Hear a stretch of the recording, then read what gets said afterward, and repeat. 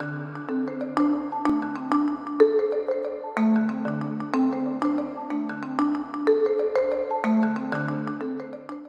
welcome, and thank you very much, Jim, for joining us for this short interview ahead of Istanbul Innovation Days. We were very keen to talk to you as chair of the IPCC, which is one of the most consequential institutional innovations of the last, 40 years, I guess, and one which has influenced many other global institutions and some which are now being considered and in development. So maybe we could just start with a very brief description of what IPCC does now. Most people are aware of it, but some may not be completely aware of what it's up to. Yeah. I think the key point of it is that it's a place where science and policy actually meet with each other. It's key that the I in IPCC stands for intergovernmental. So in principle, it's the governments that own the process. But it's quite a unique place where the reports are actually drafted by scientists, but governments have the ultimate sign-off on the reports. And indeed, the summaries of the reports, which may be 25, 30 pages long, are reached in agreement between the scientists and the policymakers on the basis of a paragraph-by-paragraph, line-by-line, word-for-word approval, which, believe me, is an extremely painful process. And I could only curse the person who invented that process because it has proved to be extremely painful. And why was it so important to create an institution to do this, not just to rely on scientists publishing papers? And what might have happened differently if there hadn't been an IPCC? But there's also all sorts of speculation and interpretation about what happened, I think, before the setting up of IPCC. There was a purely scientist group called the Ad Hoc Group on Greenhouse Gases, which was purely scientific in nature, which was producing recommendations for governments around the late 1980s.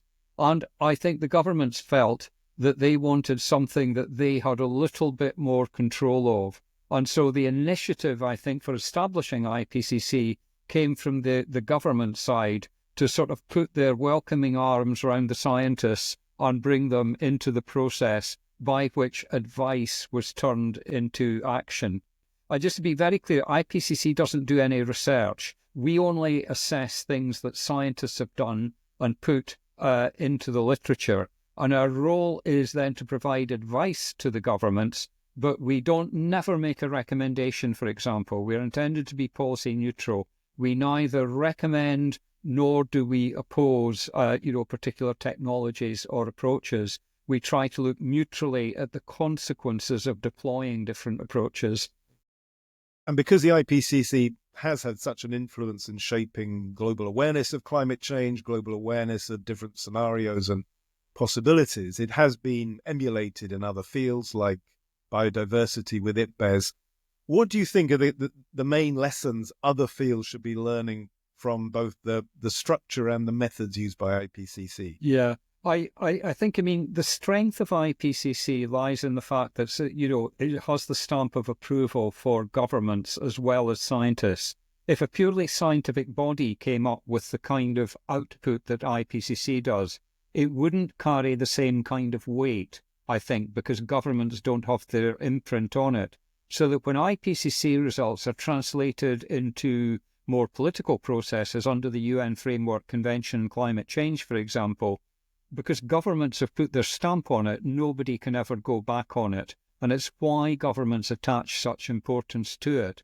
And if you look at, what IPBES, the Biodiversity and Ecosystem Services Assessment, has done, it's very much picked up on the kind of the processes around expert reviews of all the drafts, government reviews of all the drafts, complete transparency around the comments and authors' response to the comments, and finally these very meticulous approval processes by which governments go through the summaries of the reports. And all of these have been moved into organisations like IPBES on biodiversity and ecosystem services.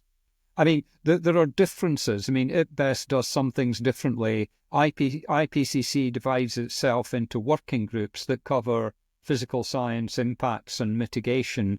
IPBES doesn't have any standing working groups. It takes, your sequential reports on specific topics at any one time. So there are some differences in the approach, but the key point about review and approval by governments is absolutely central and has been imitated. And if IPCC was being created in 2025, not in the late 80s, how would it be designed differently? I have no idea. I suspect it would end up in a lot of the same places, given the history. I mean, I think, in the early stages, IPCC, there was a very, contested political environment where different people contested, is climate change happening and do human beings cause it? All these big questions were up for grabs. Some of them still are contested, of course, but but not quite at the same level. The contestation has moved into a slightly different place. I think about the appropriate responses to climate change. I mean, IPCC's last report said human beings are unequivocally the cause of theirs, and every government, from Tuvalu to Saudi Arabia has signed up to that statement. So in that sense, at the intergovernmental level, that's all been accepted. The debate is more about how to respond to the changes.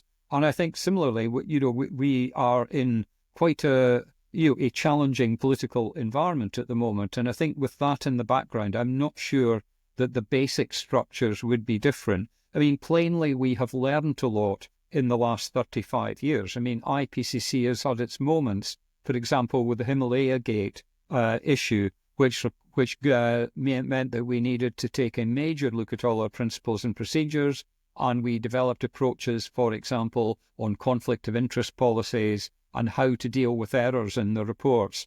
Had we learned from doing, and if we started again, we wouldn't have the benefits of learning by doing. And I think we suspect we might have to make some of these mistakes all over again to get to where we are now. Now, you, of course, were created before the World Wide Web, before the internet became part of daily life, before some at least of the satellite observation systems were in place, let alone AI. Your role is mainly the synthesis rather than, it's not the observation or the primary research. But do you think there are different options now, given the extraordinary proliferation of tools for intelligence, for observation, monitoring, interpretation, prediction, and so on? Yeah. We are very obviously, the volume of information that is now available for IPCC to assess has been exploding exponentially. Over the last sort of 25 years, we've seen a year-on-year 10% growth on average in the volume of literature published, which means that every cycle of IPCC, which lasts about 7 years, there's twice as much literature to assess as there was previously. The additions to the literature within a cycle are equivalent to whatever was published previously. And obviously the amount of information from satellite data observation has gone up. It's a major challenge for us, which we are starting to think about how to take on in this cycle. One of the things I've proposed for consideration by governments at our next session is a workshop to think about how we use techniques like from artificial intelligence, large language models, how these kind of approaches could be incorporated in a viable way within the IPCC processes, because we need to think about what is an appropriate use and what would not be an appropriate use. And I think one principle that we have to follow is that our authors have ultimate responsibility for every word that is drafted. You can't, put it off. It wasn't a large language model that produced it for you. Some human being has to take responsibility for what we come up with. Yeah. And a final question. So IPCC-like institutions are being considered for fields like plastics and chemicals, for artificial intelligence discussed in Paris in February. What advice would you give to the people working on the design of these potentially next generation global institutions, orchestrating collective knowledge about these very difficult topics? Well, just to say, I haven't been asked for advice on artificial intelligence, but I've been asked for plenty of advice on the chemicals and plastics panel that may be set up. And I think one of the lessons I've learned, because my history is with Working Group 3 of IPCC, which is on the mitigation side, which is where a lot of the potential political contention comes up. And I think a chemicals and waste panel will actually be quite similar there. You do need to think very carefully about the way that commercial interests are incorporated into the assessment, because very often the knowledge is actually held by individuals who work for organisations that have big stakes in the outcome of the process. So we need to think very carefully about review, about conflict of interest policies as you move forward. So that would be a particular, I think, recommendation for me around the chemicals and waste panel, where I have been, asked for specific advice or views. So both independence and neutrality and, as it were, authoritative processes, but combined with the links into government, which means you have impact on everyday decisions. Is that the key? Yeah, I think that's absolutely key. And you're absolutely walking a tightrope between the kind of the independence and the fact that the lot of the knowledge may be embedded in organizations and individuals who have a stake in the process. So the way you design it around the question of review by different kinds of stakeholders, making sure that the approval processes are absolutely meticulous, I think is absolutely key for this. And doing it in a transparent way. It can't be done behind closed doors. Well, thank you very much, Jim. I think many of us hope IPCC retains its authority and influence and impact through this rather strange period we're going through now. Well, I sincerely do as well, Geoff, so let me assure you of that. Thank you. Thank you.